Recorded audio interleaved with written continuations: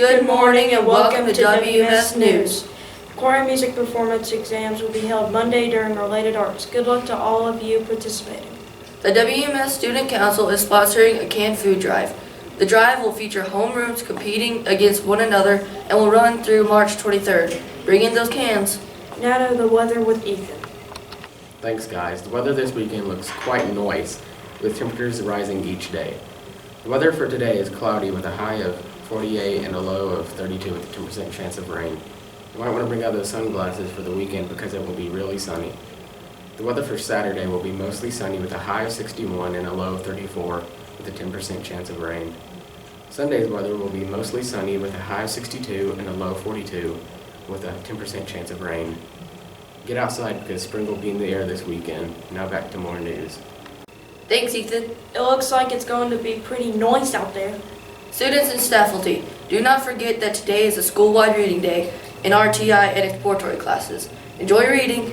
I know I will. Yesterday, our spring fundraiser got underway. This will last until Friday, March 18th.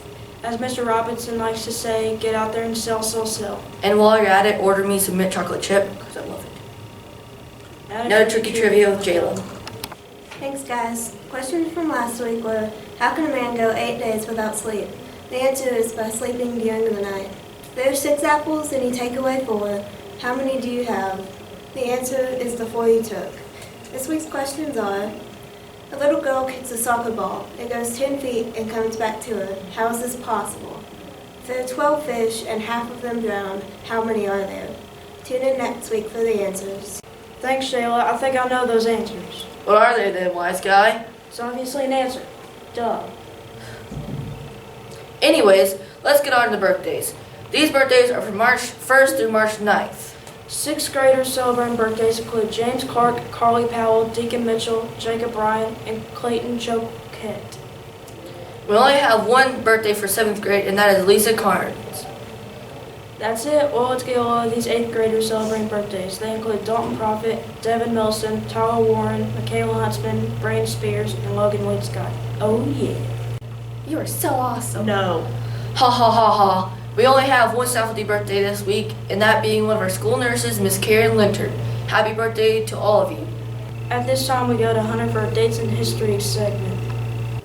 Thanks, guys. On February 29th, 1288, it became legal in Scotland for a woman to propose to a man. On March 3rd, 1842, U.S. child labor law regulating working hours was passed in Massachusetts. Now back to more news. Thanks for that great history, Hunter. In other news, we have a dance tonight from 6 to 8. The price of admission is $5. Come on out and attempt to dance better than the disturbing things behind. We now go to my hero, Mr. May for sports. Thanks, fellas. And Dylan, I've always known I've been your hero. Sports today will feature updates on our softball and baseball teams at WMS and local college basketball teams. Let's start with our softball squad. They had a game last Saturday. Unfortunately, they lost to Beach and White House. They'll be back in action tomorrow at Drakes Creek Park in Hendersonville playing 4 games beginning at 10:30 a.m. Good luck, ladies. Our baseball team played their first game on Monday evening. Unfortunately, our boys lost 1-4 to Winfrey Bryant. The Eagles were back in action last night at Macon County and will have 2 games tomorrow. We wish you guys the best of luck. Now that the calendar has turned to March, college basketball action is hotter than ever!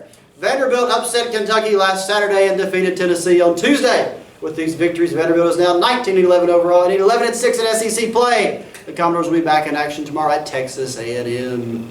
Tennessee had a rough week, losing to Arkansas by 10 and to Vanderbilt by 17. The Vols are now 13-17 overall with a 6-11 mark in SEC play. The Big Orange are back in action tomorrow hosting Ole Miss. Maybe they'll actually win. Kentucky had an up-and-down week, losing at Vanderbilt by 12, yes, and winning at Florida by 9. The Wildcats are now 22-8 overall and 12-5 in SEC play. The Big Blue host LSU tomorrow afternoon. Maybe they'll lose. Well, that is all for sports this week. Back to more news. Thanks, Mr. Moo. That may have been the best sportcast ever. Not. We had 4 students compete in the Nashville Regional Finals of the National History Bee last Saturday. Those students were Peyton Farley, Matt Smith, Dylan Johnson, and Brianna Wiley. All these students competed well, with Matt Smith qualifying for the National History Bee Finals to be held in Chicago. Congratulations. On Wednesday of next week, we'll be having a spring picture day. Be sure to dress to impress. Well, folks, it's been a great joy to share the news to you all today. Unfortunately, our time is up. Until next time, stay classy, Westmoreland.